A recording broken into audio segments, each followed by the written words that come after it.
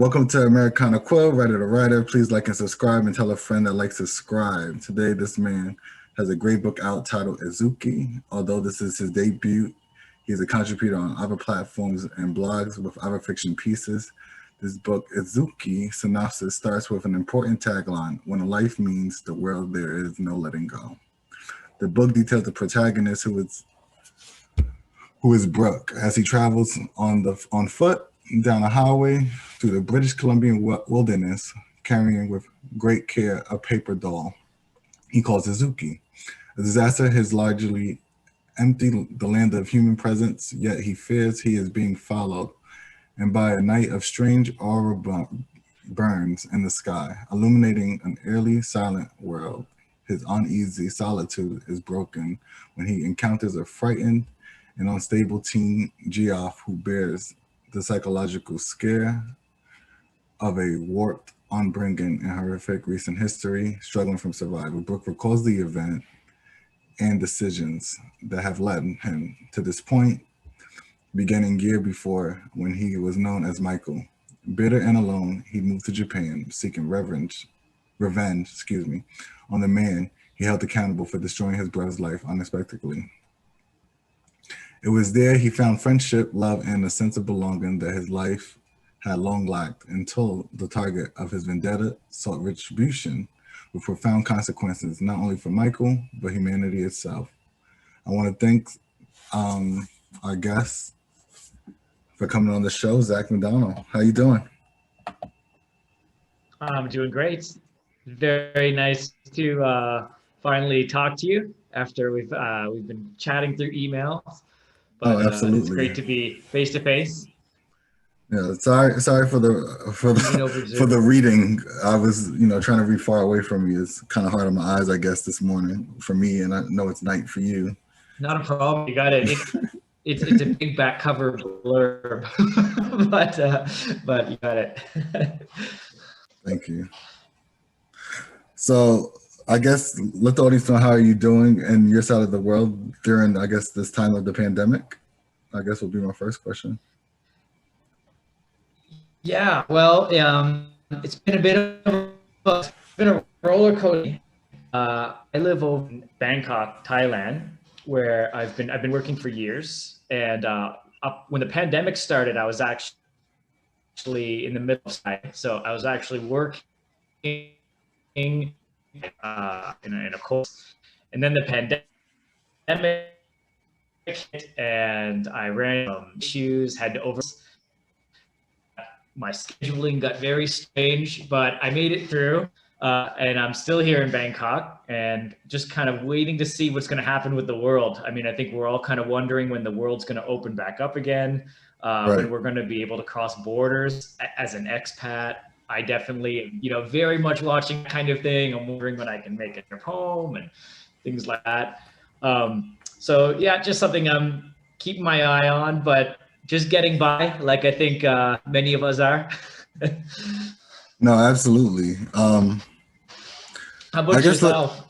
I'm doing all right. I'm just, trying to stay bunkered down. Hopefully my Wi-Fi stays connected, because I have a new job that I started, which I'm pretty much enjoying. So just trying to balance that now with my writing it's not a challenge, but I know it will be soon. So eventually I'm going to have to wake up even earlier just to get some things done on the writing side. But everything's been good. Can't complain. So what is your process for writing normally, and what is it for penning Itsuki? So generally for writing, I mean, the first thing is timing. Probably like most of us writers out here, I work a full-time job. So the first thing is just finding that time. I don't always manage to keep to a clear schedule, but as much time as I can per week, I try to get at least a couple unbroken hours, if I can, to sit down and just go at it. Weekends are good for that. I really try to, get at least 2 or 3 unbroken hours is ideal for me, if I can get that much to really get in the zone. Right. So getting stuff, hammered out, that's definitely the first step. I'm really into like redrafting and like a lot of editing, sometimes before I'm even finished, even a short story as opposed to a novel. Before I'm even finished the story, I'll go back and start reading from the beginning to kind of get that lead up to where I was right when I left off, and then jump back into it. Sometimes I sort of need that running start. And same things with writing a novel. I mean, of course, as you know, that's a much bigger process. Right. You can't always just start reading at the beginning of your novel each time you sit down and get back up to where you were. But I sort of need a running start by reading maybe the last chapter I wrote or something. Right. I don't always know for sure how the story, or, you know, in this case for Itsuki, how it's going to end. I usually have a rough idea. I've charted out the main beats in my mind, but often how I get there is kind of a surprise to myself too. You know, there's like certain points I want to hit, but how, you know, how I get there, kind of new things arise. And sometimes those are great things. And sometimes they're things that I'll look back a few months later and I got to trash them. As much as I might've liked the way I worded something, or as attached I am to it. Sometimes I just got to get rid of things that don't serve the story. So yeah, I can't say I just sit down and hack out a full draft and, you know, give it a read through once after that and ready to go. It's a patchwork process. It's going back, it's editing early parts before I'm even finished the first draft. Itsuki was a really long process. That was years and years and years, but I write a lot of short stories too. And even with that, I kind of follow a similar sort of process. It's choppy. Okay. Sometimes it's hard to get there to the final product, you know? So I was pronouncing it wrong. Say it again for me. Itsuki? Oh yeah. So in that name, the U isn't pronounced. I don't expect anyone to know that, but it's okay. It's not you. It's a Japanese name, but it's Itsuki. Itsuki. Yeah. Well, I really enjoy Itsuki, as I read one of your books and you read something of mine that's coming out in the near future. But before we get into more of that, I definitely want to keep talking about your book because I found it very fascinating. And to your point about finding time, for me, it's like if I could write 2 hours a day when I'm in writing mode for like 30 days, I feel like I get a good bulk of my story. And from there, it's just pick little nuances of certain details of like not being in flow and understanding what's going to help structure the story better for the reader. So that's kind of what I do. Right. I get it. So kind of like writing for yourself first and then having to go back and tighten things up for the purpose of the reader. Yeah. Right. Because that's when you keep the joy of when you don't see the success that we all dream of. I think that's what helps keep me going than me saying I'm strictly doing it for them so I can go somewhere in life.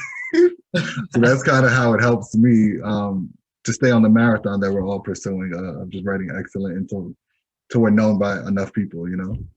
Yeah. So that's kind of my process, along with me having an outline. And for me, as long as I know my beginning and I know my end, I let like just the journey of my thoughts create the middle and how I get to what I wanted the ending to be somewhat. So I gotcha. Yeah. Kind of my process. And well, for sure in your, I guess we'll talk about that later, but in your upcoming book, the one that I got the sneak preview Sneak peek, yeah. Sneak peek, yeah. It's got a lot of elements. I can tell you knew where it was going. I know I could see you had to have had those beats planned out, but there's a lot of elements coming together in it. It's, but I guess we can get into that. Yeah, but when reading Itsuki, I hope I'm still saying it. I'm probably saying it wrong still, but people please know what I mean. But reading, what stands out to me about your style is how colorful you made moments in the book. Although it was written the way I like to read and how I like to write is kind of direct to the point. I guess more like a male kind of way. I guess the writing is just more A, B, C, D. But you had certain moments of colorfulness that I thought was very beautiful and poignant. And especially about Michael or Brook needing to accept the death of those they cared about, and the way you wrote those moments, you made the feeling more cinematic than just perspective for me, and that's very hard to get, I think, from a novel, because you're reading it, you're not seeing it on film. Right. So you made me feel like I was reading like almost like a script of somewhat, as far as how colorful you were, and I could like see it so vividly that it was very amazing to me. I'm really And glad to hear that. Thank you. no, absolutely. And the best way for me to explain it's like you wrote it certain parts in a way where it's like faith mixed with science, and it was just like if you think about us now, like we know that there's a universe, but how far does the universe go? And you kind of like had your own elements of the way you played with that in certain moments, and I thought that was very very beautiful. That I don't think a lot of people could pull off. So like I just wanted to give you your kudos on that because I'm sure that's a lot of pacing, thinking of how do I write this one moment here, or these moments here to feel like that. So it was for sure, and well, but I really appreciate that those landed for you. So thank you for the comment. No, absolutely. I mean, it's true though, right? It's like a writer knows a writer, especially the moments of when they're writing for themselves and the moments of where it's like these are not just the character thoughts, but these are actually my thoughts implanted in the character. You know, Absolutely. and I felt like that's what I got from some of those moments when you wrote like that. Oh, I'm really glad. Yeah, I'm glad that you could feel them like that because I really agree with you on that too about how, you know, there's moments when you're reading something and you can feel where the author was putting something of themselves into that moment, or they're really, you know, they're really deep into kind of describing something that they're feeling or seeing in their mind really vividly, and they want to convey that, you know, through the story. But at the same time, it's gotta sync for the reader too, you know, that Right. it has to impact the reader the right way too. So I think it's something, absolutely, but it's something that the reader might just think, oh, that's a very thoughtful thought, but they probably don't understand that's really like the reader hoping that somebody captures this one day. Even if they don't remember the rest of the book, please hold on to this moment here, kind of thing. You know? Exactly. Yeah. No, absolutely. So does writing usually energize you or exhaust you, especially with this book, your first book, or the first book you at least released, I should say? Yeah. I'm sure you have many. It's definitely an energetic. I mean, it energizes me for sure. If I've gotten a writing session done, even if it's an hour, if I've gotten a writing session done, like I feel like picked up for the day, even if sometimes it's late at night. But you know, I feel kind of fulfilled and satisfied. I honestly, I start to get kind of anxious, if this makes any sense, when I go through like a few days or something, when I don't get to sit down and work on any of my projects or stories. You know, if I go through a few days and, you know, it happens, life happens, right? We can't always make it to the computer. I start to feel kind of anxious because I'm just like, man, I was really in the zone and I want to get back and keep making progress on this, even if it's just an hour of editing or something. And when I get that done, I feel fulfilled and relaxed. I'm like, okay, I'm still pushing forward on this project. So it's definitely an energizing thing for me. No, absolutely. Yeah. Yourself? You too? For me, it energizes me, but like when you feel like you depleted yourself of all your energy, it's like that's when I realize I exhausted myself at some point, and I think that's why doing this podcast and just reading, become a fan of story again, and not just trying to create my own. I think I'm getting the energy back. So like I feel like I depleted myself by writing so many stories during the pandemic. Yeah. Now I get a chance to kind of become a fan again, kind of read. Like I've set a goal for like, and I haven't been able to do that because I was so focused on writing that like you're only reading a lot of your own stuff, and you only get better like by reading, I think, other people's books, and then somehow it just makes you a better writer. So like right now I'm in the process of rediscovering that, reconnecting with just stories and just anything and everything. So at one point I felt truly exhausted. So like I was like, you know, I gotta find ways, because it's not that I don't like storytelling, but like when it's hard to keep doing something you're not seeing the results. So it's like, let me find something to help me energize myself back into the space I need to be to perform again in the writing space. You're just getting burnt out. Yeah, because we got to have a balance as writers, right? We really need to keep. I try to have like, I always have a book on the go. You know, how regularly I'm picking it up is just down to time and what's going on. But I think it is important to keep that balance for the exact reason you said, because if we're just reading what we wrote, we're kind of getting into this echo chamber of our own writing style and the way that we kind of try to illustrate ideas on the page. And whenever I'm reading, I'm always picking up like like these cool ideas. And I especially love when I'm reading a book that's just popping ideas into my head, and just hearing other writing voices. I think it helps us diversify our own. So these days I'm trying to read a lot of, I'm trying to read more like indie, self-published, small press writers, as opposed to just, bookstore shelf Right, books, absolutely. Yeah, I'm trying to get more into that because there's so much good stuff out there, and it's harder to find because you're not seeing the advertisements hit you on Amazon or something like that, and you might not read Right. about it in the magazine. But I'm trying to get more into that because there's just this really rich world of writers, and obviously more books than we could ever get our hands on. But No, there's a lot. absolutely. I feel like the indie author is just as good as those that are majorly published. It's just that we might not know how to brand ourselves to be popular enough to get those looks. And I think that's something that's holding a lot of us writers back. Is just finding a way to have the quote unquote look to like get a major publisher to look at us. But other than that, I don't think the storytelling. I think indie authors that have some of my favorite stories, but it's like you only have but so many resources. So then it's like about execution and different things like that, where I guess us as indies need to figure out, I guess, how to even out the playing field just a little bit more. But yeah, I agree with you. I'm trying to find more independent authors. I say that to say that for sure. So me finding you, and now I know to keep looking for you for whenever you drop now, like now it's like, I think the more people you get to kind of understand who's an indie author, and then if you like their first story, then you want to keep going to them. Absolutely, but it's hard if you have a bad taste in your mouth because of one person that might not have put everything that they can into it, and then therefore there's like certain things that might deter them. I think as indie authors, like there's gonna be a few editorial mistakes, but it can't be 50. If it's 5 or 6, I think people could live with that. But when it's past that, it's like you put a disdain in someone's mouth that's just an avid reader, and then it's blatant on the page. It's not even like a accidental typo, So it's like you can't just release it just because you want to release something out to the world. It's like you still have to take certain steps and make sure those steps are taken care of. Absolutely, yeah. It comes down to us, right, and it kind of ultimately it sort of comes down to us to make sure that it's as typo free and as editing error free as we can possibly make it. And yeah,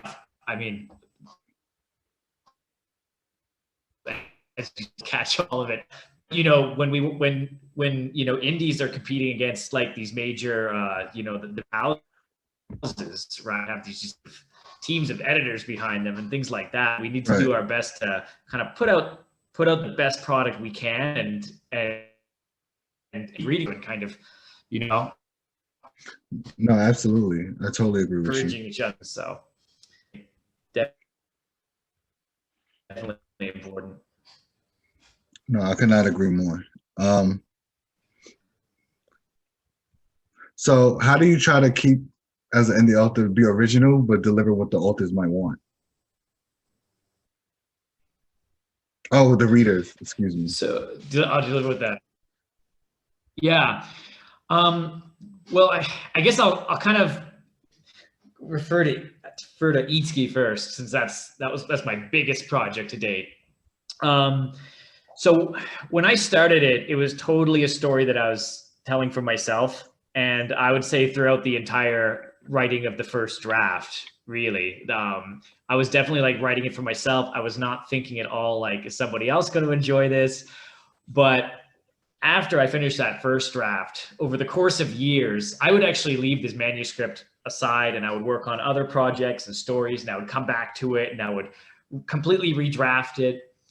And then a couple of years ago, I sat down and I said, you know what, I'm gonna bring this story up on like one window, and I'm gonna open another window with another word processor page, and I'm gonna read the story. I'm not gonna change everything, but I need to like read it back to myself, like literally as I type it out again. And I did that, and that was the real process of seeing what was gonna work from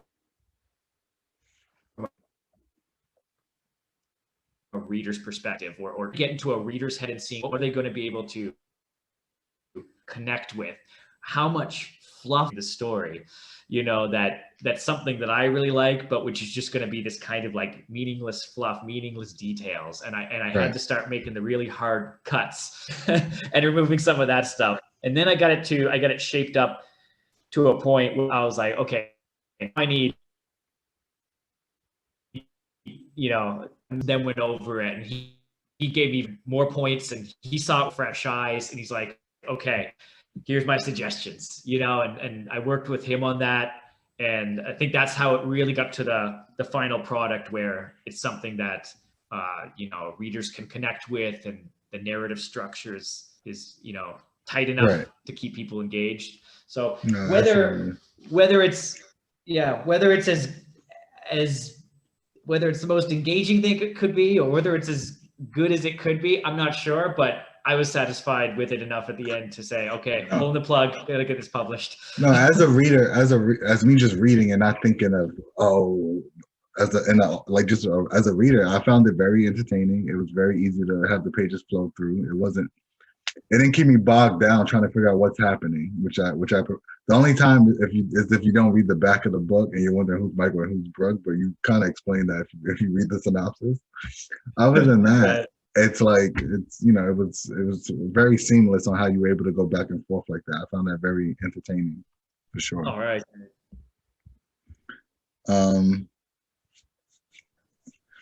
How many unpublished and half-finished books do you have?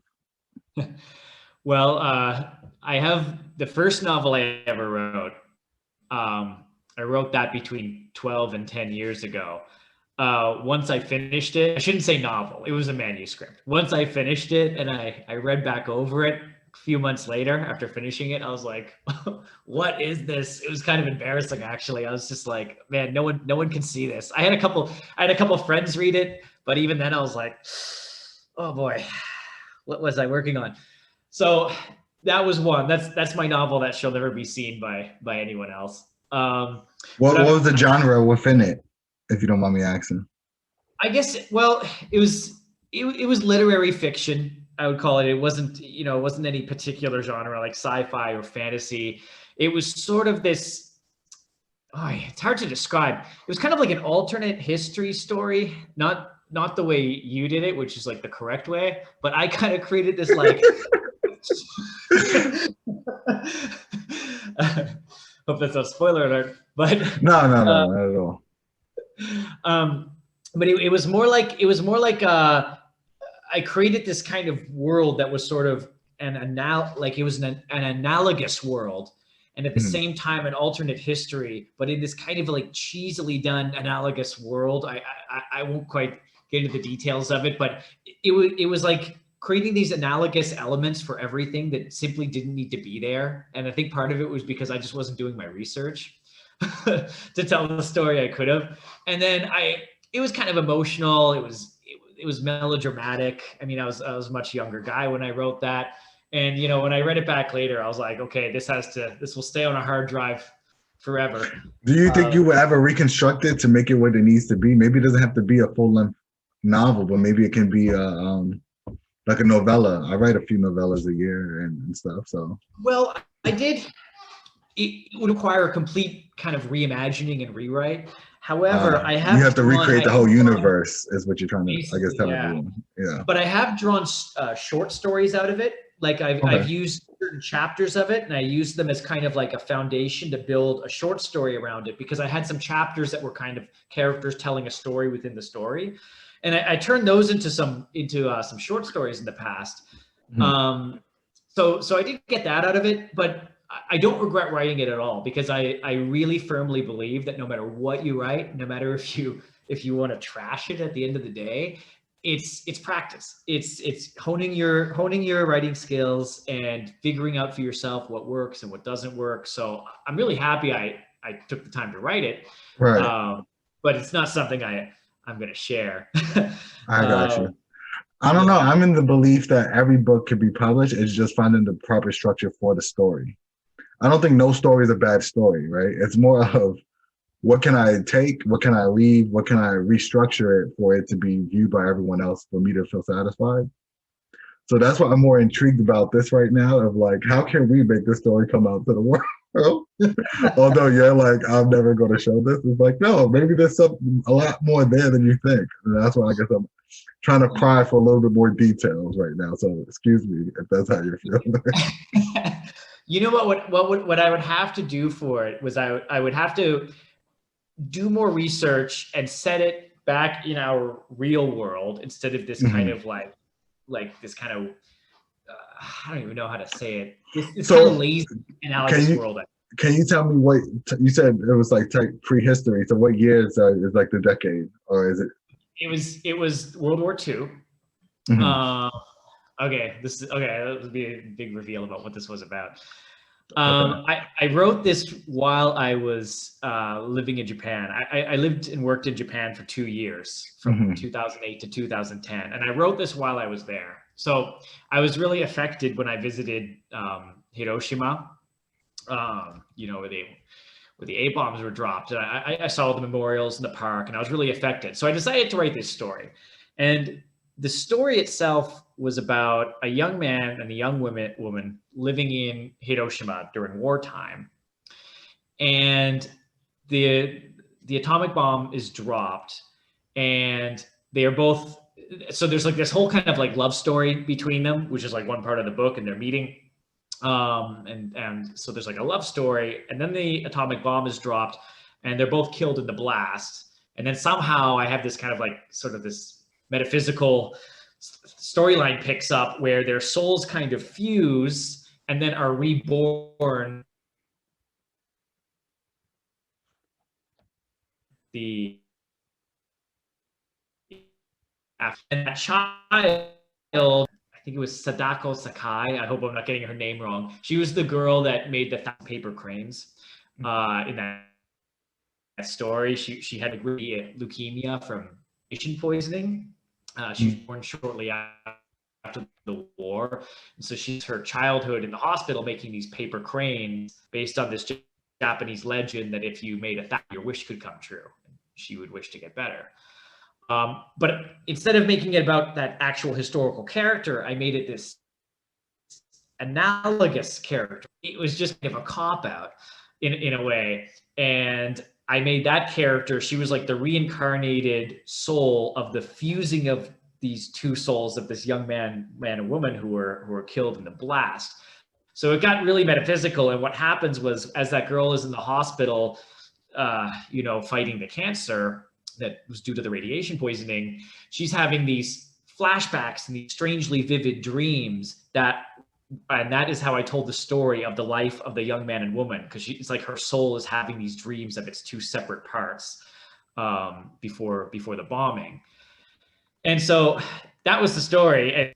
And I guess there's a story there. Of course, I was throwing a lot of kind of metaphysical stuff in it. I'm mixing like reincarnation, and I'm you see, I'm fascinated by that stuff. So for me, that's a joy. But I understand how that could be a lot for the reader.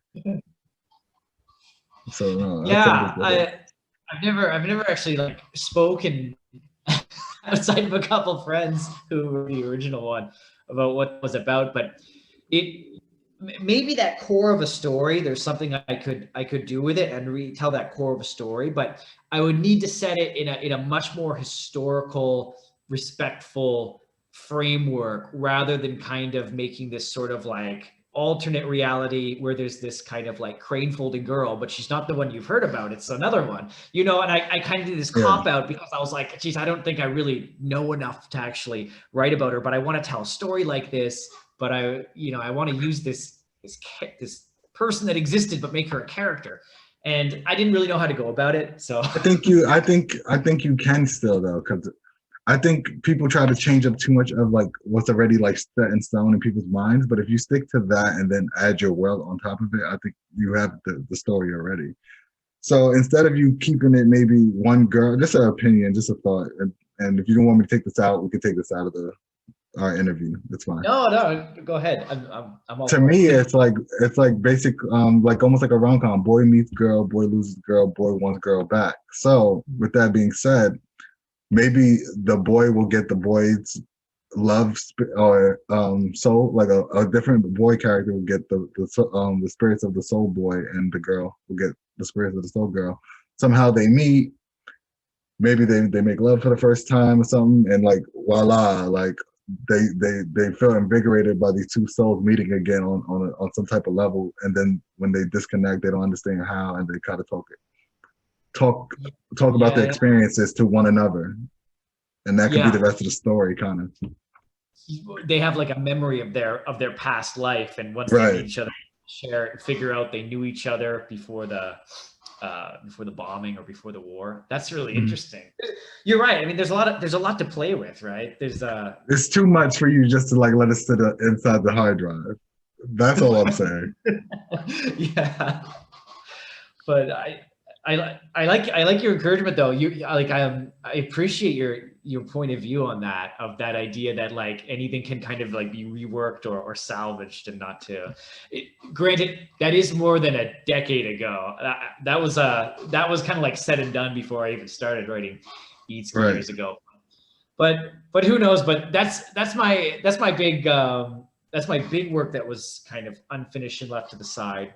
Hmm. Um, I have some I write short stories all the time, so I've got plenty of them that I either just didn't feel like sending out to to journals or magazines, or I wrote them and I was like, it's cool for me. I don't think anyone else needs to see that one. I have ones like that. I have a manuscript right now for a collection of I've spent years since I've been working here in different countries in East Asia. I've been spending years writing Asia-based short stories. They're set in different countries that I've lived in or traveled in, and I finally had enough that I've put them together into a collection, short Nice. story collection. Not published yet. It's a manuscript, and I've sent it out pretty recently, to around the end of 2020. I started sending it out to some presses just to see if there's any bites. I that's down to the editors if they kind of connect with that or think, wow, a collection of short stories based in Asia. A number of them have been published before in certain literary journals and magazines. So they're not all appearing for the first time in this manuscript. They are Right. out there, but I decided to put them all in one place. My favorite of them, I mean. And so that's something that I've got kind of floating out there in the ether right now. I'll see if I get any bites for it. I'm really cool with doing self-publishing for Hmm. that one as well, because it's just something that after years of kind of collecting these stories as I wrote them, I'm just happy to put it out there. No, So, but I thought I absolutely. would just shop it out to some presses first and just see if there's any bites. Um, Right. and yeah, and then there's other short stories that just kind of, it's not that I don't like them, but I'll just write them. I'm like, I'm happy I wrote this. I had a great time writing it, but it doesn't need to really go anywhere. I throw a couple of them up on my website, just for there, people can drop by and read. Right. Um, yeah, So things like that. what is your normal word count for your short stories? Like 2,000 to 4,000 words, or? Usually the ones in this collection are all over the place. A couple of them are like short novellas, like just short of a novella. Uh-huh. I think they're like 60 some thousand words. There's a couple. 60,000? Yeah, like 60 That's a some thousand. full that's a full novel. That ain't no novella. I don't. I do. It's kind of unclear, what defines like a novella, a novel. Well, they So, say novels are like 50,000 and more, but some people don't consider that a novel either way. So it depends on the editor. oh, Because sorry, dude. It's not. Sorry, my bad. It's not 60,000. I was thinking of the length of the collection. oh I no, meant. that's a yeah. Sorry. I meant like 18,000. 18,000. Okay, yeah, that's a novella. Like 16 to 20,000, 22,000 is considered like a novella. And Yeah, so I was getting crossed up with like the total word count of this collection. It's somewhere up mhm, around that. Um, but sorry, yeah, a couple of the stories are like I call them like sub novellas. I don't know, they're not quite. When I look at them, I'm like, it's not quite a novella. It's like a really, really long short story. right. There's a couple like that. Usually my short stories often go over 4,000 words. They Okay. fall between 4,000 and 7,000 words, something like that. I've got a couple that are shorter. Part of that could be because I might run on too much. I might need to clip some of them a little bit Yeah. sometimes. But yeah, they tend to go up over 4,000 words. Okay. I'm trying to do more short stories, not short, but like, between under 4,000, sometimes under 3,000. I'm trying to do it like to get more precise and get a story out in less words, because people are more likely to read that, and They are. Yeah. and, That's why and not I, only, yeah, sorry. sorry, go ahead. That's why I try to write, since I'm doing everything so by myself, independent, without any press or anything. Is like I try to write books. Besides the one you've read, I've always tried to write purposely 25 to maybe 40,000 words. I don't try to go over that necessarily, just because as an independent author, you only got so much time to impress them. So I want to like dig into like deeper parts of the story and not give them certain things that I knew I could have just not written. But if I want to show off I'm a writer, I probably would write more. But like I just care about the story being out there and telling it as precise and as beautiful as possible, that I purposely try to condense it to 25 to 35,000 words most of the time, my stories. Yeah, and it's hard too, right? I mean, like It, sometimes you. it's hard, but it's also like it saves money. Like let's be honest, because when you take it to an editor, if they're doing it by word count, all that stuff plays a part of why some books don't get published by people, right? Yeah, So absolutely. And I don't know if do you write short stories, by the way? Just I didn't ask. no, not. I mean, I'm sure I have once or twice, thinking, oh, I could do a collection, but then it's like I get stuck on like story 6, and then it's like, all right, let me just go back to Right. a, Well, a I was just short gonna say, a because I was short gonna say, story for books or whatever. But yeah, sorry. well, yeah, just when you're kind of shopping around your short stories out to like literary journals and lit mags, the word counts are a big thing, because a lot of them don't want stories submitted to them that are more than 3,000 words. They're all different. Some will have a 4,000 word cap, 5,000 word. It can go up to like about 7,000. When you're getting above that, it's really hard to find a journal that wants to publish longer than that. Right. It's because that takes a lot of reading time and editing time on their end. It's going to look really long online, and I get it too, because most of those are really often online journals, right? And they know that when people open their phone and they're reading a story, like that's sometimes they're going to scroll down to the bottom. How long is this before I start? And if Right. it's like 6,000 words, they're going to be like, I just won't bother.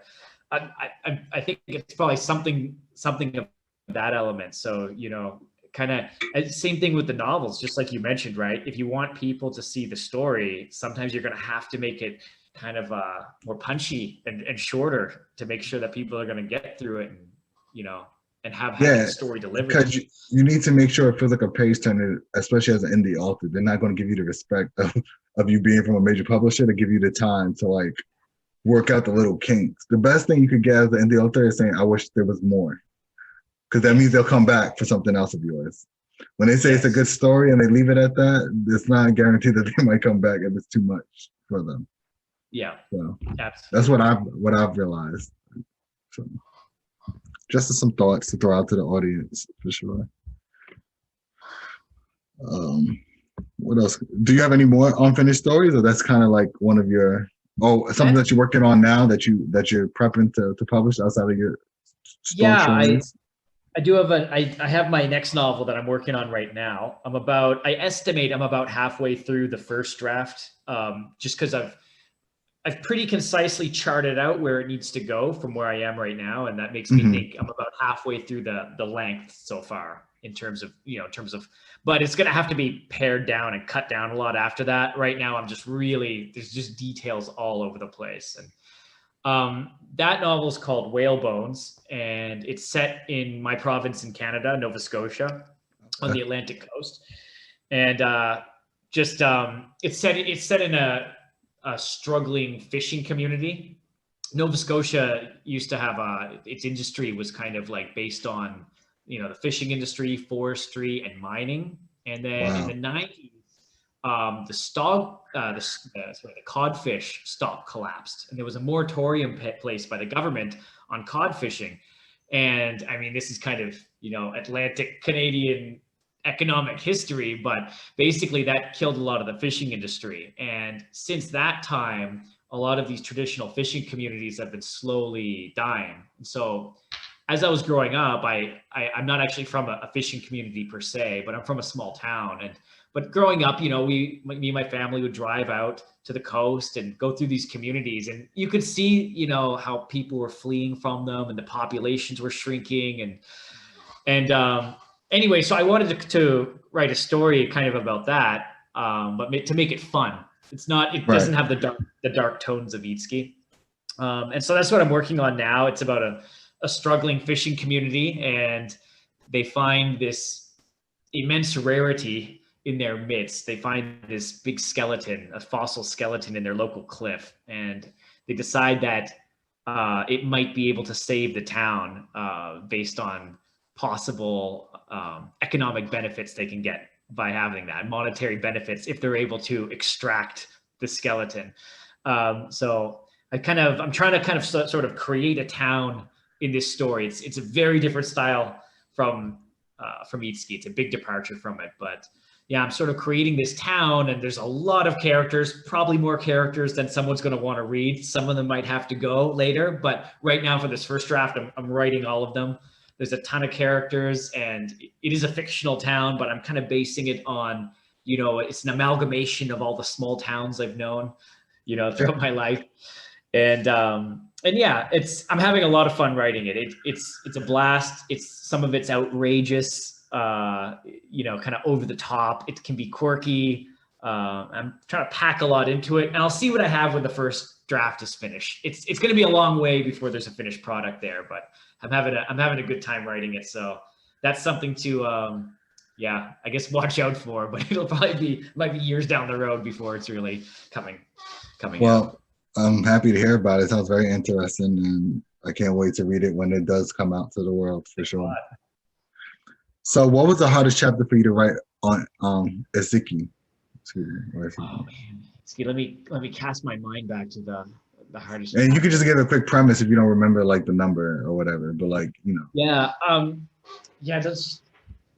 me just I'm just gonna put my mind back here to what was really the most difficult. Well, the scene where, I don't want to give any big spoilers, but you'll know what I'm talking about. Brook and Geoff's confrontation with a person from Brook's past in the forest.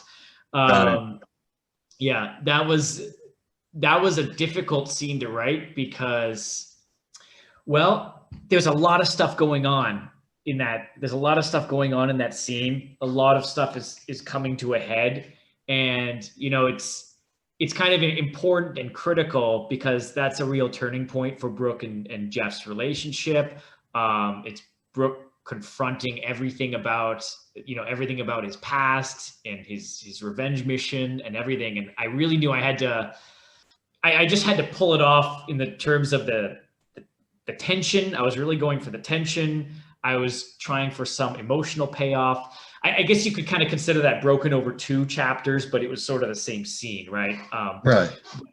I wanted to have the tension there and the emotional payoff, and I wanted to show that I wanted to capture something in Brook that wasn't just this vengeful person, but to do it in the not to do it in I wanted to do it in a realistic way that kind of served the character of Brook and make sure that you could see the compassion in him and not have him completely lose his humanity. And there was probably, if I go back now, thinking about it, there was a lot of rewriting that went on with that scene, and it's not quite what it was when I first started it. But yeah, it was quite a bit went into that scene in general. Yeah, from the time. No, I could imagine. You kind of answered my other 2 questions. How long did it take for you to write Itsuki? Sorry. And what do you have coming next down the pipeline with your last previous question? So I guess, do you have any questions for me about the book you read of mine that I can answer that will help the audience and stuff? I don't want to give any spoilers away because I don't think you want me to say anything. I mean, I wrote a whole book series, so it's not just this book. You only got the first book of the series, so if it's a little tidbit, it's fine. Okay. Well, since there's there's a lot going on in this book, which I thought was awesome, and it went in directions I wasn't expecting because Yes.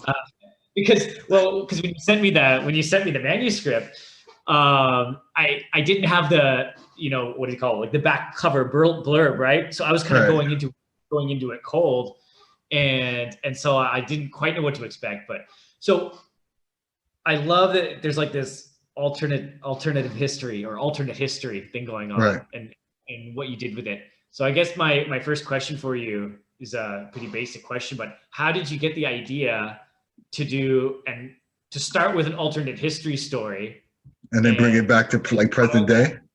Yeah. And how'd you pick Medgar Evers like as that figure? Well, I learned about Medgar Evers when I used to go to a community center, and that's where I would learn like African American history like once a month on Saturdays, and that was like one of the first lessons I learned was about him and how he was truly like one of the bigger pieces that doesn't get talked about as big as like Martin Luther King on kind of revolutionizing the whole process of integrating schools and beaches and just everything that's like public park that should be for everyone.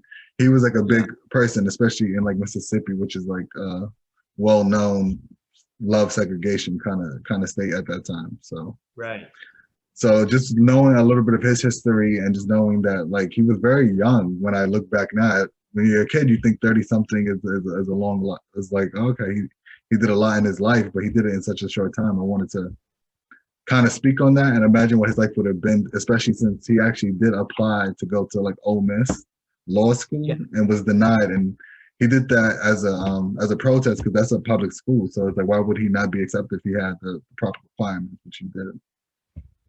So I just wanted to kind of play off those little bits of history that I did know and then kind of make it fictitious of him actually surviving his attempted assassination by the guy that actually did shoot him, which is the character that I wrote, a fiction character of who I wrote. Right. Yeah. So I hope that other readers have this experience that, when it comes out that I did, because full disclosure, I knew very little about Medgar Evers. I recognized the name, but I knew he was assassinated, but I went into it knowing that, right? I didn't know much else. So when there's the attempt, what turns out to be the attempt made on him in Jackson, and then the doctor takes him into the hospital and he recovers and he goes up to law school to represent himself in the trial, which I thought was a really cool idea. And then when it flips ahead to his great grandson at his funeral, I was like, wait a minute, I thought this guy was assassinated. I was waiting for and then I started reading about him. So I ended up learning about Medgar Evers, right? And I realized, oh, whoa, wait, that night in Jackson, Mississippi, that's where the timeline split. Right. And I thought that was cool. And I think other people are going to have, I hope other people kind of have that experience. Right. I hope it's mind blowing for them because it's like, it's not about him dying. It's just like, let's see if he lived out his full life and what could have came from that. Right. If now the family trade is, let's be lawyers. Let me change my, monkey see what monkey do kind of, not like that, but like you follow kind of the things you see in life of like your parents, like of what you might want to be when you grow up. So I just figured let's like make that kind of a thing, if like this person survived this, what would his life maybe have been? And things like that. So that's all that it was. Legacy living on in Malcolm. And I gotta say too, the way that you wrote the kind of your writing style for the part with Medgar at the beginning of the novel, it continued when you leaped up to Malcolm Evers' timeline, which was really cool because it made it look like, because you were like kind of talking about how Medgar was feeling, right? And you were getting into his head during those, during that part of the book, you were in his head, you knew how he was feeling, how, him and his family. And so then when it jumped up to Malcolm and you were in Malcolm's head, it was like reading about Malcolm as if he's like this real figure, because we know that Medgar really lived and you're taking kind of your artistic license to get into his head. And then because you're also doing that with Malcolm, it really made Malcolm feel like realistic. Like you're also writing about someone who I actually had to look it up. I was like, did he have like, you know? Not that I know of. I try to make up that name originally, but hopefully, you know, nobody in his family has that name. It worked. He sounded like a real, you know, it seemed like a very real person. And, well, because, you know, you created this character who, you know, Right. he comes off the page as being like this real person that you're writing about, Right. but it's from the alternate history. And I like this idea of starting in the past, and then the alternate history is where we are right now, but it's not like the world is like just so similar to what we have right now. It's not some like fantasy world where, you know, quantum timelines diverged or something like that. It's still our world, but in that character of Malcolm Evers, we have someone that wouldn't be there and doing what he does without Medgar maybe becoming a lawyer and having to go all the way up to Howard. So like I just try to bring up things that were true, but things that were not his life, you know, and that helped keep it kind of on the timeline path of being simple and keeping readers, I think, engaged and not feeling like what the hell just happened all the time. So I think that helped me a lot too, for sure. Totally. Okay, so my next question is, knowing that that's how you kind of came up with how you chose to have Medgar and the alternative history. How did you choose to? Because it's also kind of it's a crime story too. It's like a I was like, oh, people get this. Like, it's not going to stay here. But like, yeah, continue. I'm sorry. Well, because there's that crime thriller element to you. When you started writing it, I just kind of want to know about your process here. Mm-hmm. When you started writing the book, and did you already know that it was going to have this sort of crime thriller element to it and crime solving element to it? Did you know that from the beginning, or did that kind of come along as like extra motivation for Malcolm's character? How did that come to be? It really just started with me saying I need Malcolm to be the greatest lawyer, but but willing to do anything to solve a few things. And like with that, I think a lot of people color outside the lines, even if they think it's for justice. But it's like when you color outside the line, is it still justice, or is it you really just breaking the law and you want to color it as something else? Gotcha. So that's kind of what it just came out of me. When I first I thought, oh, okay, I'll have him solve this case and that's it. But then it's like these ideas of maybe Malcolm losing someone, Malcolm having a problem with drinking a little bit that needs to get solved. Like, so this certain thing started playing with the character of Malcolm, of making him whole and not just the amazing superhero that everybody might want him to be. And then that's it. I wanted to add more color to him so I can prolong the story into other books. And I think this like builds those foundations kind of. Right. I was going to bring up, you just mentioned the drinking thing, and I was going to bring that up because something I really liked about what that added to his character was that he's fighting so hard for the guy he's defending in court, the young guy he's defending in court. He's fighting so hard for that guy, and he's fighting this hidden battle, and he's kind of concealing that from everybody except his therapist. But he's hiding that battle from his team, everyone he's working with. And I like that idea that he's like this, he's kind of this larger than life figure to the team that he's working with. Like they all look up to him because he's a great lawyer and he does anything to stand up for justice and defend his clients. But he's like, in his private life, like he's a really broken man. Right. Absolutely. Yeah.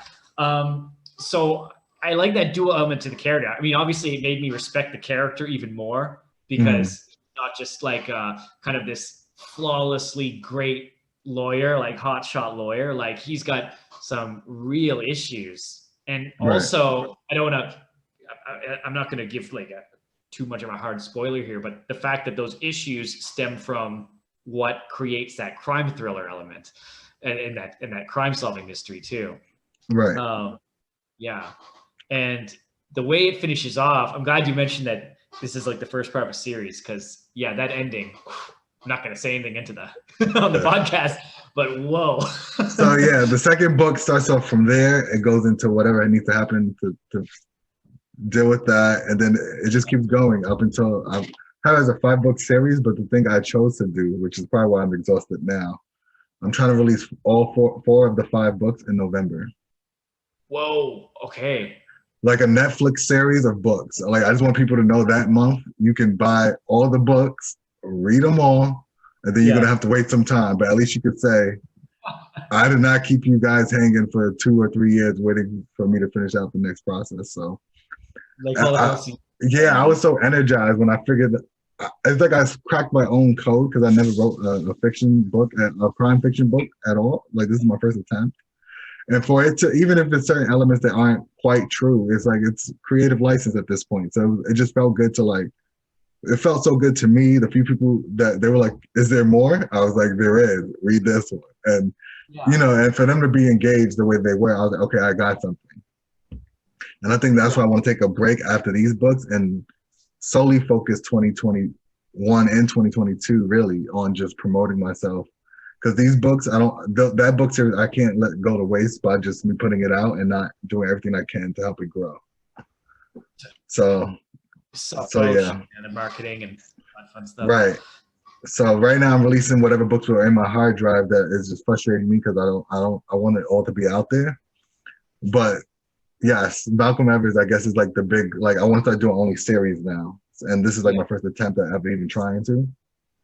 So therefore, it's like, let me let people know, like, this is now the lane I'm stepping into. Like, I gave out everything I could as, like, my one-off books that I felt like were, like, impactful and meaningful to me. Now it's like, let me do stuff for me, but that's, like, dedicated to those readers that love crime fiction. So, and fiction in general. But, yeah.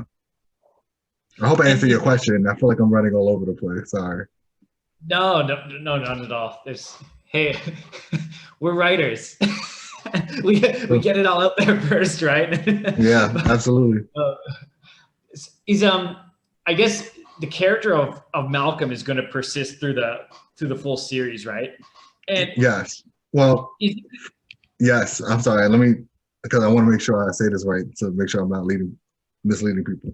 Malcolm is the main protagonist, but then there's other people that are important, like Neo, which is like kind of like his bruiser enforcer, but like former like army veteran kind of that no one knows about which service he kind of was in.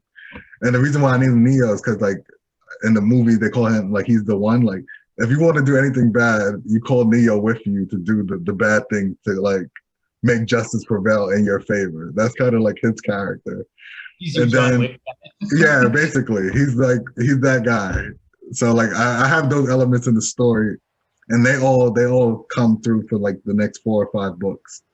But then I have a spin-off called from this with a female protagonist in the 5th book, which would be called Malcolm Evers, Agent Wallace, and a Gray Book, and that's them trying to solve something together as a team. But then I'll do a spin-off of like the woman doing like a 3-book series with her. So okay, I'm trying to create a bigger world of this. So yeah. It's like a whole fictional universe kind of thing that you're building. And just enjoying like Tom Clancy books, I guess, gave me the idea of like, let me try to see if I can dig my teeth into fiction. Although I never read any of his books, like you hear his name and it's always with this one character solving all these crimes, right? Jack Ryan. Right, I believe is him. So like, it was like, all right, let me pick out somebody, but let me make people more emotionally invested by knowing true history of someone that was very impactful. And imagine if he lived a full life and was able to pass some knowledge down, more knowledge down, I should say. So that's kind of where that whole idea started from, like making this the center focus and then letting him just run wild kind of in this universe.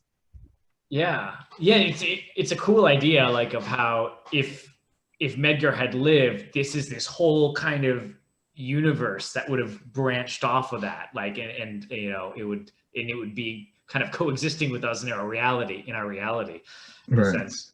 Yeah. Yeah. So did I answer that question or did I not answer it? I want to make sure I answered your question. Yeah. No. Okay. Yeah. It answered it. Yeah. Well, I was just, because I know definitely it's going to be picking up in the next book with Malcolm. I was just wondering if he was going to continue on through it, and I get it that there'll be the other characters kind of coming into and taking prominent positions as well. So what's your, because you kind of asked me earlier, but I'm curious about you too, and I always ask writers this. What's your general process for getting a book done? Like, how do you carve out that time? And yeah, how, like, when you just take your new book and you're like, you want to get it out on the page, do you do a lot of stopping and starting? Do you write the whole first draft first, just, flat out, and then go back and edit? What's your way? For me, it's like all about letting it flow first. Have an outline, but letting it flow within the outline. So like, yeah. So I usually write out an outline, especially for these books, the crime fiction. I knew my beginning and my ending of the first book, kind of. Mm-hmm. But like, how do I like keep it going, kind of with like my thought while writing it and letting it all flow? Like, I knew he had to solve a case as showing him as a traditional lawyer, but like, what is his backstory? Why does he drink? Right? It's like I had to answer that question, and he drinks because of the loss of his fiance. I won't say how, but he loses a love in his life.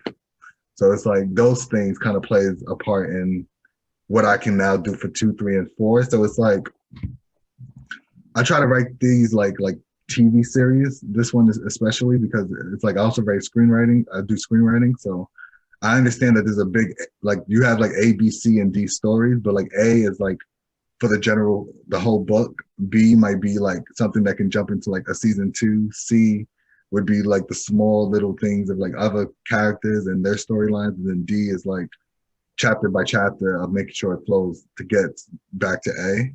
So I kind of try to use that kind of thought process while creating this series in particular, because that's the only way I feel like I was able to like keep it simple enough in my own mind to like write it. And I wrote these books, I want to say one every month, so like 30 days it took me to write this book.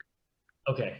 So like, yeah, it took me about 4 months. So like every month I wrote a new book of the first 4. Whoa. Yeah, you're pounding them out. That's great. Right, at least the first drafts, and then I'll go back and fix out certain nuances and make things make a little bit more sense to like, because it was many more typos than you might have seen before I take it back to another editor. But like, just those moments of just letting it flow was more important to me than me stopping and going, because I knew the story I wanted to tell, because I just wanted it to flow for me first, and then I can fix things, because I feel like I don't change much in my second draft, and me already knowing that about my writing process, like, let me just let it all flow out, and I'll fix the things that need to be fixed, because I'm not naturally I might want to fix like things that are wrong as far as typos, but as far as the story goes, I don't really change much after my first draft. So it's like, let me not focus on that and just let it all pour it all out in this first draft, and then from there I'll find little things to make it more symbolic and more beautiful in moments, and that's kind of what I did. Sure, yeah, because you get your beats outlined, the main things you get throughout it. When you're, is it all right if I ask another question? Absolutely. So when you're in the middle of, when you're kind of going through, like you just mentioned, putting out those, like kind of getting those drafts done in a matter of months, when you're like heavy into the writing process, do you like have people around you that you're talking about the story to, like coworkers, family, friends, or are you kind of getting that out in a vacuum? I'm just wondering, because everyone's different with this. Yeah. No. I simply just write it all out, and then I give it to the few trusted people, like, hey, tell me what you think. But as long as I care what it thinks, it's going out, right? Yeah, that doesn't. But like the people I value, that I love them enough to like let them give me their opinion first, is who I give it to first. Yeah. So it's like I call it the people you write for, whether you know it or not. So the 2 people I try to write for is my wife and my mom. Yeah. So it's like, if they enjoy it, I'm good to go. Like, no matter what the reviews are, I know I told a good story, because they're avid readers, and they'll let me know, hey, this part, I don't know if it needs to be here. This might be a little too vulgar. Like, can you switch this up a little bit? I'll take that into consideration, because I know they truly are readers, and not just critiquing just a critique. Like, they love to read books. So like, yeah. And I want them to be happy about my work. So those 2 are the only people I truly try to write for. And those are the 2 people I send it to. After that, it's like everything's good for me. Yeah. What about you? Do you have people you write for that you like if they're impressed, it makes me feel good, and I can live with myself no matter what the results are? Yeah, I often have someone in the back of my mind and I'm like, man, they're gonna. Sometimes it's not even for the whole thing, but like like a scene or a chapter. Like I'm like, oh man, someone's jaw is gonna drop when they, when they read this shocking scene. Right. Sometimes, sometimes it's kind of broken up throughout the book, but the full story, yeah, I have I have a collection of people who are close to me that, I keep in mind, and I hope they're going to read it when it comes out, things like that. And Right. yeah, and yeah, then I'm Well, kind of, I give them my rawest drafts. Yeah. yeah, So yeah, I give them my rawest drafts. It's more of like, let them see it, and if they think it's good, then it's good for me to put out. If it's not good, why is it not good? And if they have a valid reason, then it's like, yeah, okay, I could see that because I was thinking that too. So then yeah. I would make those small adjustments in like my third draft before I take it to editors and things like that. That's good. Yeah, I think it's important. It's definitely important to have those people in your life for Yeah, sure. It helps. It helps. I think when you just to, you know, the emotional content of a story too.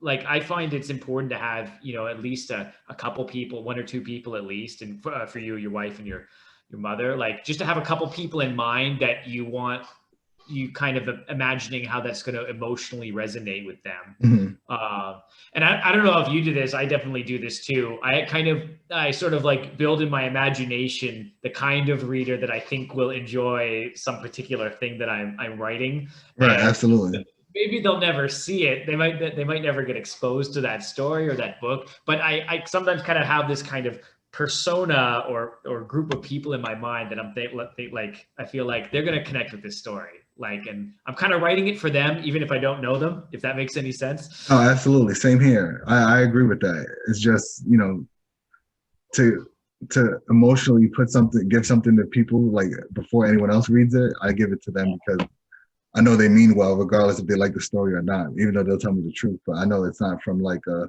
jealous standpoint. It's just, hey, do I like it or do I not like it kind of thing. And I've gotten them to say certain things they don't like about my books. And it's like, okay, all right. But Yeah. Hey, yeah, it's honest feedback. It's good. It's good. It's yeah. constructive. But when you're in artist mode or writing mode, it's you're sensitive to certain people. So it's like you might as well give it to the people you care about that know they mean well, whether you like to hear it or not. Yeah. And so Absolutely. that's kind of I guess my thoughts on that.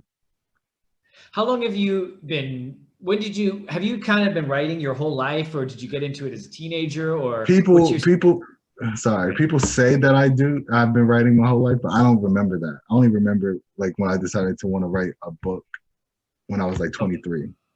But Okay. maybe it was something that was always in me in little moments. My parents would see that, like, oh, he likes to write.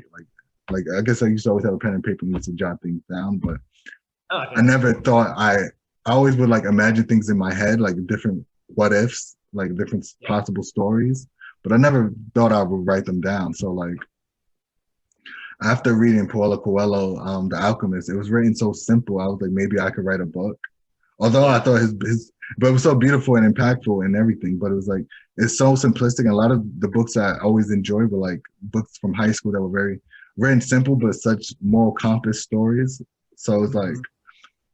maybe I should start off trying to write those type of books because those were what I resonated with. So my first few books are like that, and then from there it's like, how do I not get stuck in this genre before it's too late one day if I write the one book and that's all people want from me? So that's when I started diversifying into like different fictions of crime and different things like that, and like rom-coms and things like that Right. that's now coming out. Yeah. I mean, that sounds like a good idea to try out different genres too, right? And just see what works for you, see what works for potential audience. Different people Right. are gonna get attracted to the books. Yeah. Yeah, but for me, it's like I want to be the best storyteller I can be, and maybe one of the best ever when it's all said and done somehow. So it's like I don't want to just stay in one box, right? It's like I want to show that if I wanted to, I could do a little bit of everything. So I think my goal is to release all these books independent, and then when I get the one book that everyone wants, have them buy my back catalog so it can reach a larger audience. So that's kind of like the game I'm playing, is like the long game. That makes total sense. Yeah. Yeah. Yeah. I completely see what you're doing there. Yeah. hmm And yeah, I kind of think actually you're more prolific than I am because I know you have you have several books out. Actually, I want to read Cancer in the Lottery. That's going to be the next one I'm gonna. I appreciate that. Yeah. It's actually 2 parts of that, so I need to send you both links because some reason Amazon, I use a press.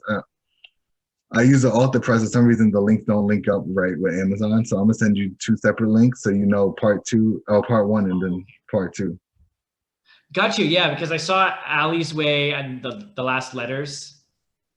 Yeah, that's part 2, and then the other book is the first one. Okay, gotcha.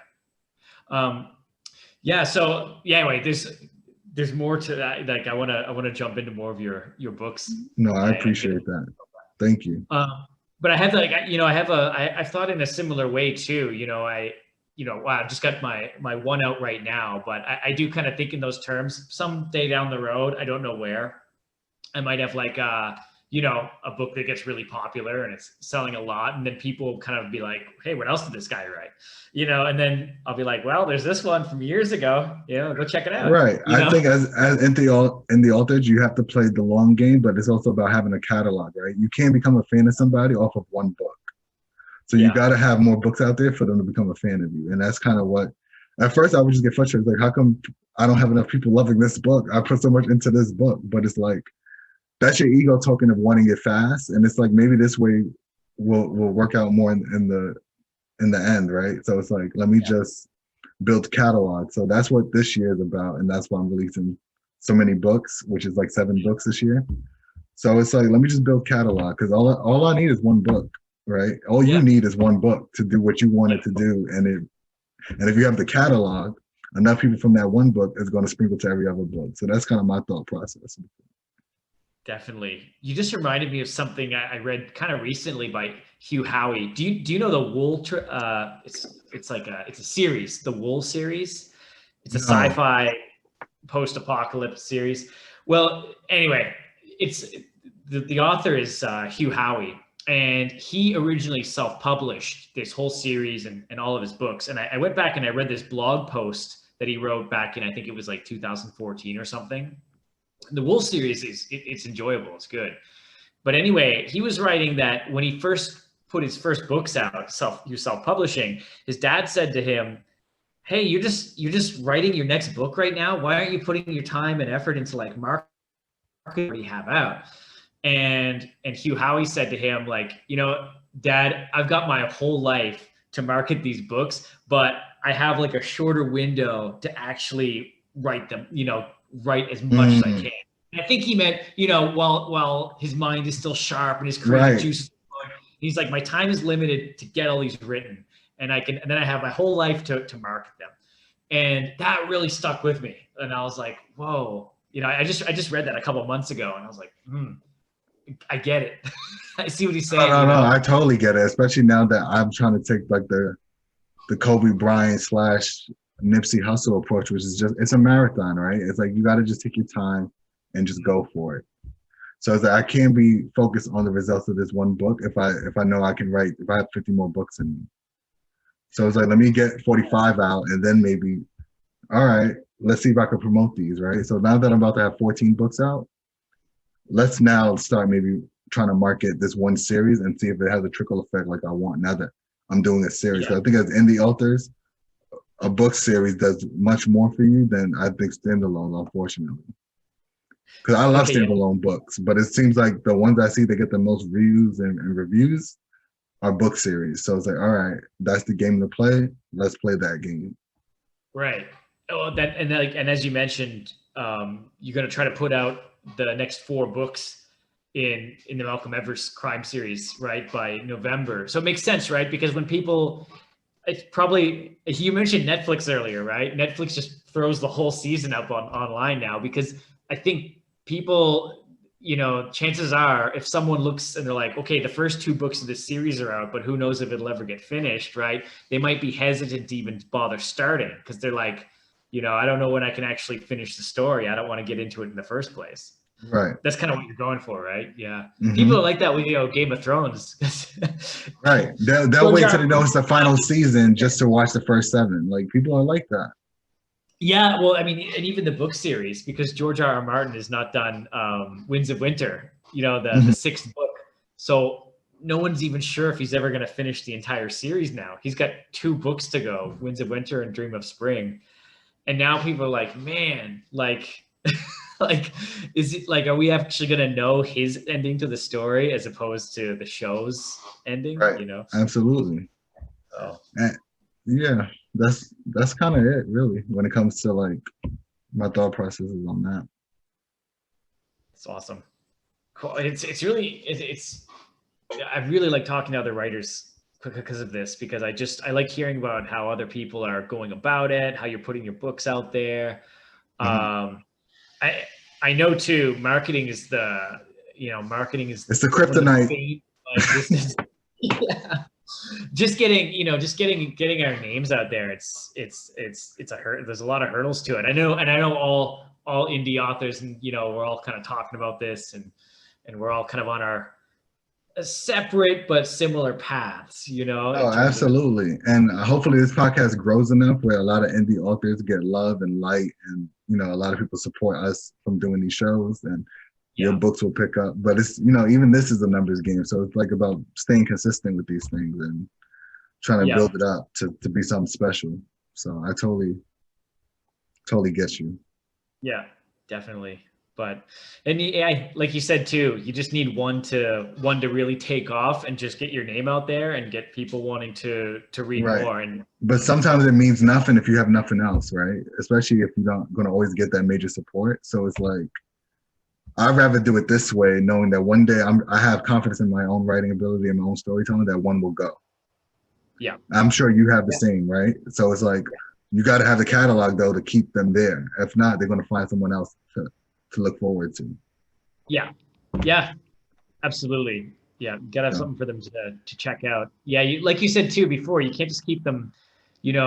I take really long with writing projects. I take a long time, and I can see the downside of that for sure. Is, as you mentioned before, people are like, man, how many years am I gonna have to wait for this guy to do something else?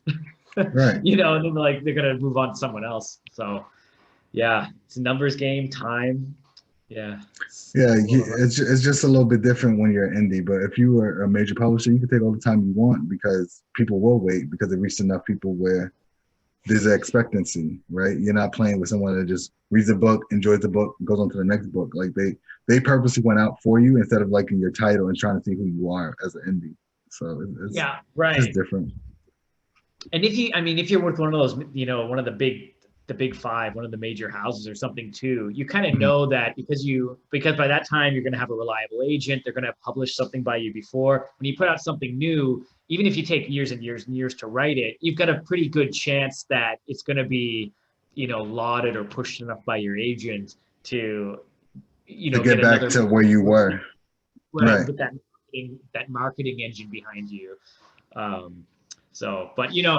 that's, that may come, but who knows? But we gotta keep doing what we do, because we love writing, right? Like, no, absolutely. It's something we gotta do to be happy. So absolutely, and I think there's a way of doing it as an independent, because there's people that make millions of dollars as an independent. It's just understanding their formula and finding out how you could do it for yourself and what works for you, right? So it's like, I'm still trying to figure that out myself. So yeah, definitely. Do you have any more questions before we wrap up? I think I think that's everything I had on the tip of my tongue right now. I guess I probably will have to wrap it up, because it's about 1:45 here on this side of the planet. No, but this was such a joyful conversation. Honestly, thank you for I really enjoyed it too. Great to finally chat with you. Besides email, but absolutely. Really like getting in touch with you and just connecting on all this stuff. Yeah. So what I usually do to end the show is the quote of the week and then lyrics of the week from like a song, since it's all writing. I like to try to promote any type of storytelling and writing. So quote of the week comes from J.D. Salinger from The Catch in the Rye. What really knocks me out is a book that when you're all done reading it, you wish the author that wrote it is a terrific friend of yours, and you could call him up on the phone whenever you felt like it. That doesn't happen much though. And that's the quote he had, I guess, during the interview. And I thought that was very interesting, because the first time I met you was through, I guess now a mutual friend of mine, and yours is Nick. So him Yeah. telling me about you and then me buying your book and actually being on the podcast, even before I started reading it, I was like, you're in the author. I want to read this book and we're going to have a good conversation. You were for it, and I appreciate that. And now I get to reach out to you on email and see how you're doing and then check up on what some of your new stories are and stuff. So I thought that was pretty cool. As a quote. And likewise, yeah. And then lyrics of the week is a song by The Game and Ed Sheeran called Roadside. And of course reminds me of the book of yours, Itsuki or Itsuki, because of the way they had to travel to find their salvation and away from the desolate area that you write about in the book, which is very detailing in how you wrote the story. So the chorus goes, I got lost on the roadside. Yeah, I lost my way. I give thanks to the Most High because he kept me safe. Hope to God that I don't die, so I pray. If I go, mama, don't cry. I was on the roadside. I was on the roadside. So those are the lyrics of the week, dedicated to the book and the author, Zach Macdonald. Thank you for doing this again. I greatly appreciate it. My pleasure. Thanks for having me on. The pleasure's all mine. This has been Americana Quill, writer to writer. Please like and subscribe. Have a great day, guys.